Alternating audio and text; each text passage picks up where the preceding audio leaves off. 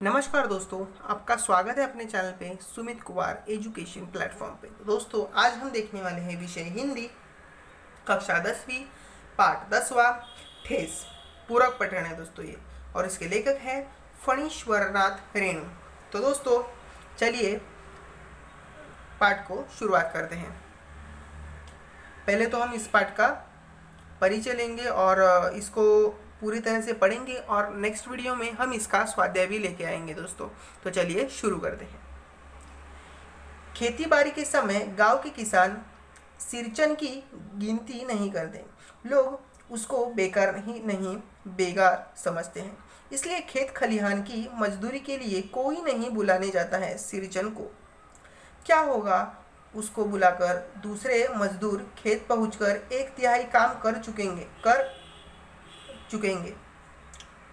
तब कहीं सिरचन राय हाथ में खुरपी डुलाता हुआ दिखाई पड़ेगा। पगडंडी पर तौल तौल कर पाँव रखता हुआ धीरे धीरे मुफ्त में मजदूरी देनी हो तो और बात है। आज सिरचन को मुफ्तखोर, कामचोर या चटोर कहले कोई। एक समय था जब उसकी मड़ैया के पास बाबू लोगों की सवारियां बंधी रहती थी। उसे लोग पूछते ही नहीं थे, उसकी खुशामद भी करते थे। अरे सिरचन भाई, अब तो तुम्हारे ही हाथ में यह कारीगिरी रह गई है। सारे इलाके में एक दिन का समय निकाल कर चलो। बड़े भैया की चिट्ठी आई है। शहरों से सिरचन से जोड़ा चीक बनाकर भेज दो। माँ हंसकर कहती, जा जा बेचारा, मेरे काम में पूजा भोग की बात नहीं उठा था कभी। पड़ोसी गांव के पंचानंद चौधरी के छोटे लड़के को एक बार मेरे सामने ही बेपानी कर दिया था सिरचन ने। तुम्हारी भाभी नाखून से काटकर तरकारी परोसती है और इमली का रस डालकर कड़ी तो हम मामूली लोगों की घरवालियां बनाती हैं। तुम्हारी भाभी ने कहाँ से बनाना सीखी है? इसलिए सिरचन को बुलाने के पहले मैं माँ से पूछ लेता। सिरचन को देखते ही माँ हुलसकर कहती, आओ सिरचन, आज नेनू मत रही थी तो तुम्हारी याद आई। घी की खखोरन के साथ चूड़ा तुमको बहुत पसंद है ना? और बड़ी बेटी ने ससुराल से संवाद भेजा है, उनकी ननद रूठी हुई है मोती की शीतल पार्टी के लिए। सिरचन अपनी पनियाई जीभ को संभाल कर हंसता। घी की सौंधी सुगंध सुनकर ही आ रहा हूँ कि नहीं तो इस शादी ब्याह में मौसम में दम मारने की भी छुट्टी कहाँ मिलती है। सिरचन जाति का कारीगर है। मैंने घंटों बैठकर उसके काम करने के ढंग को देखा है। एक एक मोती और पटेर को हाथ में लेकर बड़े जतन से उसकी कुच्ची बनाता। फिर कुच्चियों को रंगने से लेकर सुतली सुलझाने में पूरा दिन समाप्त। काम करते समय उसकी तन्मयता में जरा भी बाधा पड़ी कि गेहूं सांप की तरह फुंका कर उठता। फिर बाधा मतलब दोस्तों अड़चन बोल सकते हैं, या मग्न हुए काम करने वाले आदमी को काम करते समय आने वाला व्यत्यय बोल सकते हैं। फिर किसी दूसरे से करवा लीजिए काम। सिरचन मुंहजोर है, कामचोर नहीं। बिना मजदूरी के पेट भर भात पर काम करने वाला कारीगर। दूध में कोई मिठाई न मिले तो कोई बात नहीं, किंतु बात में जरा भी झाला वह नहीं बर्दाश्त कर सकता था। सिरचन को लोग चटोर भी समझते हैं। तली बघारी हुई तरकारी, दही की कड़ी, मलाई वाला दूध, इन सबका प्रबंध पहले कर लो, तब सिरचन को बुलाओ। धूम हिलाता हुआ हाजिर हो जाएगा। खाने पीने की चिकनाई की कमी हुई कि काम की सारी चिकनाई खत्म। काम अधूरा रखकर उठ खड़ा होगा। आज तो अब अधकपाली दर्द से माथा ठनठना रहा है। थोड़ा सा रह गया है, किसी दिन आकर पूरा कर दूंगा। किसी दिन माने कभी नहीं। मोती घास और पटरे की रंगीन शीतल पाटी, बांस की तालियों की झिलमिलाती चीख, सतरंगे डोर के मोढ़े, भूसी चुन्नी रखने के लिए मूंछ की रस्सी के बड़े बड़े जाले, हलवाओं के लिए ताल के सूखे पत्तों की छतरी टोपी तथा इसी तरह के बहुत से काम हैं जिन्हें सिरचन के सिवा गांव में कोई नहीं जानता। यह दूसरी बात है कि अब गांव में ऐसे कामों को बेकाम का काम समझते हैं लोग। बेकाम का काम जिसकी मजदूरी में अनाज या पैसे देने की कोई ज़रूरत नहीं। पेड़ भर खिला दो, काम पूरा होने पर एकाध पुराना धुराना कपड़ा देकर विदा करो, वह कुछ भी नहीं बोलेगा। कुछ भी नहीं बोलेगा ऐसी बात नहीं। सिरचन को बुलाने वाले जानते हैं सिरचन बात करने में भी कारगर है। महाजन टोले के भज्जू महाजन की बेटी सिरचन की बात सुनकर तिलमिला उठी थी। ठहरो, मैं माँ से जाकर कहती हूँ। इतनी बड़ी बात? बड़ी बात ही है बिटिया। बड़े लोगों की बस बात ही बड़ी होती है, नहीं तो 2-3 पटेर की पार्टियों का काम सिर्फ खेसारी का सत्तू खिलाकर कोई करवाए वाला? यह तुम्हारी माँ ही कर सकती है बबुनी। सिरचन ने मुस्कुराकर जवाब दिया था। इस बार मेरी सबसे छोटी बहन पहली बार ससुराल जा रही थी। मानू के दूल्हे ने पहले ही बड़ी भाभी को लिखकर चेतावनी दे दी है कि मानू के साथ मिठाई की पतीली न आए। कोई बात नहीं, 3 जोड़ी फैशनेबल चिक और पटेर की 2 शीतल पार्टियों के बिना आएगी मानू तो? भाभी ने हंसकर कहा। बेरंग वापस इसलिए 1 सप्ताह पहले से ही सिरचन को बुलाकर काम पर तैनात करवा दिया था माँ ने। देखो सिरचन, इस बार नहीं धोती दूंगी, असली मोहर छाप वाली धोती। मन लगाकर ऐसा काम करो कि देखने वाले देखते ही रह जाए। पान जैसी पतली छुरी से बांस की तीलियां और कमानियों को चिकनाता हुआ सिरचन अपने काम में लग गया। रंगीन सुतलियों में जब्बे डालकर वह चिक बुनने बैठा। 1.5 हाथ की बिनाई देखकर ही लोग समझ गए कि इस बार एकदम नए फैशन की चीज़ बन रही है। मजली भाभी से नहीं रहा गया। पर्दे की आड़ से बोली, पहले ऐसा जानती कि मोहर छाप वाली धोती देने से ही अच्छी चीज़ बनती है तो भैया को खबर भेज देती। काम में व्यस्त सिरचन के कानों में बात पड़ गई। बोला, मोहर छाप वाली धोती के साथ रेशमी कुर्ता देने पर भी ऐसी चीज़ नहीं बनती बहुरिया। मानू दीदी काकी की सबसे छोटी बेटी है। मानू दीदी का दूल्हा अफसर आदमी है। मजली भाभी का मुंह लटक गया। मेरी चाची ने फुसफुसाकर कहा, किससे बात करती है बहू? मोहर छाप वाली धोती नहीं, मूंगिया लड्डू। बेटी की विदाई के समय रोज मिठाई जो खाने को मिलेगी, देखती है ना।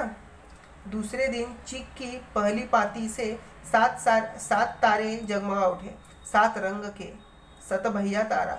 अपने काम में मगन सिरचन को खाने पीने की सूद नहीं रहती।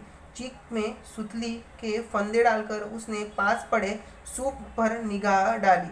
चिवड़ा और गुड़ का एक सूखा ढेला। मैंने लक्ष्य किया, सिरचन की नाक के पास 2 रेखाएं उभर आई। मैं दौड़कर माँ के पास गया। माँ, आज सिरचन को कलेवा किसने दिया है? सिर्फ चिवड़ा और गुड़? माँ रसोई घर के अंदर पकवान आदि बनाने में व्यस्त थी। बोली, अरे मजली, सिरचन को बुदिया क्यों नहीं देती? बुदिया मैं नहीं खाता काकी। सिरचन में नहीं देती। बुदिया मैं नहीं खाता काकी। सिरचन के मुंह में चिवड़ा भरा हुआ था। गुड़ का ढेला सूप में एक किनारे पर पड़ा रहा, अछूता। माँ की बोली सुनते ही मजली भाभी की बाहें तन गई। मुट्ठी भर बूंदिया सूप में फेंक कर चली गई। सिरचन ने पानी पीकर कहा, मजली बहुरानी, अपने मैके से आई हुई मिठाई भी इसी तरह हाथ खोलकर बांटती है क्या? बस मजली भाभी अपने कमरे में बैठकर रोने लगी। चाची ने माँ के पास जाकर कहा, मुंह लगाने से सिर पर चढ़ेगा ही। किसी के नहर ससुराल की बात क्यों करेगा वह? मजली भाभी माँ की दुलारी बहू है। माँ तमका कर बाहर आई। सिरचन, तुम काम करने आए हो, अपना काम करो। बहू से बत्तकुट्टी करने की क्या ज़रूरत है? जिस चीज़ की ज़रूरत हो मुझसे कहो।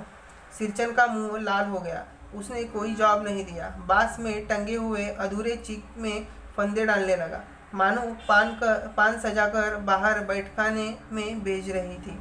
चुपके से शांत मानो पान सजाकर बाहर बैठखाने में भेज रही थी। चुपके से पान का एक बीड़ा सिरचन को देती हुई इधर उधर देखकर बोली, सिरचन दादा, काम काज का घर, 5 तरह के लोग 5 किस्म की बातें करेंगे। तुम किसी की बात पर कान मत दो। सिरचन ने मुस्कुराकर पान का बीड़ा मुंह में ले लिया। चाची अपने कमरे से निकल रही थी। सिरचन को पान खाते देखकर अवाक हो गई। सिरचन ने चाची को अपनी ओर अचरज से घूरते देखकर कहा, छोटी चाची, जरा अपनी डिबिया का गम कौवा जर्दा खिलाना, बहुत दिन हुए। चाची कई कारणों से जली भुनी रहती थी सिरचन से। चाची कई कारणों से जली बुझी रहती थी सिरचन से। गुस्सा उतारने का ऐसा मौका फिर नहीं मिल सकता। झनकती हुई बोली, तुम्हारी बड़ी हुई जीभ में आग लगे, घर में भी पान और गमकौवा जर्दा खाते हो। चटोर कही के मेरा कलेजा धड़क उठा। हो गया सत्यानाश। बस सिरचन की उंगलियों में सुतली के फंदे पड़ गए। मानो कुछ देर तक वह चुपचाप बैठा पान को मुंह में घुलाता रहा। फिर अचानक उठकर पिछवाड़े पीक थूक आया। अपनी छुरी, हसिया वगैरह समेट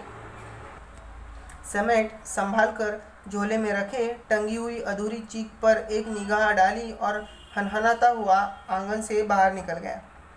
मानो कुछ नहीं बोला, चुपचाप अधूरी चीख को देखती रही। सातों तारे मंद पड़ गए। माँ बोली, जाने दे बेटी जी, छोटा मत कर मानू, मेले से खरीद कर भेज दूंगी। मैं सिरचन को मनाने गया, देखा एक फटी हुई शीतल पाटी पर लेटकर वह कुछ सोच रहा था। मुझे देखते ही बोला, बउआ जी अब नहीं, कान पकड़ता हूँ, अब नहीं। मोहर छाप वाली धोती लेकर क्या करूँगा, कौन पहनेगा। ससुरी खुद मरी बेटे बेटियों को ले गई अपने साथ। बबुआ जी, मेरी घरवाली जिंदा रहती तो मैं ऐसी दुर्दशा भोगता। यह शीतल पाटी उसी की बुनी हुई है। इस शीतल पाटी को छूकर कहता हूँ, अब यह काम नहीं करूँगा। गांव भर में तुम्हारी हवेली में मेरी कदर होती थी, अब क्या। मैं चुपचाप वापस लौट आया। समझ गया कलाकार के दिल में ठेस लगी है, वह नहीं आ सकता। बड़ी भाभी अधूरी चीख में रंगीन छीट का झालर लगाने लगी। यह भी बेजा नहीं दिखलाई पड़ता। क्यों मानू कुछ नहीं बोली बेचारी, किंतु मैं चुप नहीं रह सका। चाची और मझली भाभी की नज़र न लग जाए इसमें भी। मानू कुछ नहीं बोली बेचारी, किंतु मैं चुप नहीं रह सकता। चाची और मझली भाभी की नज़र न लग जाए इसमें भी। मानू को ससुराल पहुंचाने में ही जा रहा था। स्टेशन पर सामान मिलाते समय देखा, मानू बड़े जतन से अधूरी चीख को मोड़कर लिए जा रही है अपने साथ। मन ही मन सिरचन का पर गुस्सा हो आया। चाची के सुर में सुर मिलाकर कोसने को जी हुआ। कामचोर चटोर। गाड़ी आई, सामान चढ़ाकर मैं दरवाज़ा बंद कर रहा था कि प्लेटफॉर्म पर दौड़ते हुए सिरचन पर नज़र पड़ी। बउआ जी, इससे दरवाजे के पास आकर पुकारा। क्या है, मैंने खिड़की से गर्दन निकालकर झिड़की के स्वर में कहा। सिरचन ने पीठ पर लदे हुए बोझ को उतार कर मेरी ओर देखा। दौड़ता आया हूँ, दरवाज़ा खोलिए। मानू दीदी कहाँ है, एक बार देखूं। मैंने दरवाज़ा खोल दिया। सिरचन दादा, मानू इतना ही बोल सकी। खिड़की के पास खड़े होकर सिरचन ने हकलाते हुए कहा, यह मेरी ओर से सब चीज़ें हैं दीदी, शीतल पाटी, चीख और एक जोड़ी आसनी कुछ की। गाड़ी चल पड़ी। मानू मुहर छाप वाली धोती का दाम निकाल कर देने लगी। सिरचन ने जीभ को दांत से काट कर दोनों हाथ जोड़ दिए। मानू फूट फूट कर रो रही थी। मैं बंडल को खोलकर देखने लगा। ऐसी कारीगरी, ऐसी बारीकी, रंगीन सुतलियों के फंदों का ऐसा काम पहली बार ही देख रहा था। तो दोस्तों ये है बहुत अच्छी सी कहानी। तो दोस्तों हम इसका भी शब्द संपदा पढ़ने वाले हैं। बेगार स्त्री। तो दोस्तों बिना मजदूरी दिए जबरदस्ती लिया गया काम। मंडैया स्त्री मतलब झोपड़ी। चिक मतलब बांस की तलियों का बना हुआ पर्दा।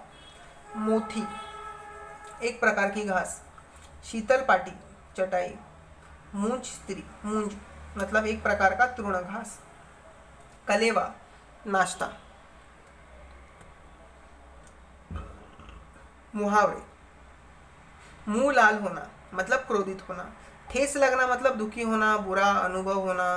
फूट फूट कर रोना, जोर जोर से रोना। मुंह लटकाना, निराश होना। तो दोस्तों अभी हम लोग ने ये पाठ बहुत अच्छी तरह से पढ़ा है, समझा है। तो दोस्तों अभी हम लोग आगे मिलने वाले इस पाठ का स्वाध्याय लेके। तो दोस्तों आपको इस पाठ का वाचन कैसे लगा मुझे कमेंट्स में ज़रूर लिख के बताइए। आप चैनल पे नए हो तो channel like share and subscribe करना ना भूलिए और बाजू का बेल आइकन भी दबाइए, जिससे आपको आने वाले वीडियो पहले देखने को मिलेंगे। तो दोस्तों मिलते हैं ऐसे ही नए नए वीडियोज़ और नए नए पाठों के स्वाध्याय लेके अपने यूट्यूब चैनल पे। तो दोस्तों वीडियो पूरा देखने के लिए धन्यवाद। तो दोस्तों तब तक अलविदा।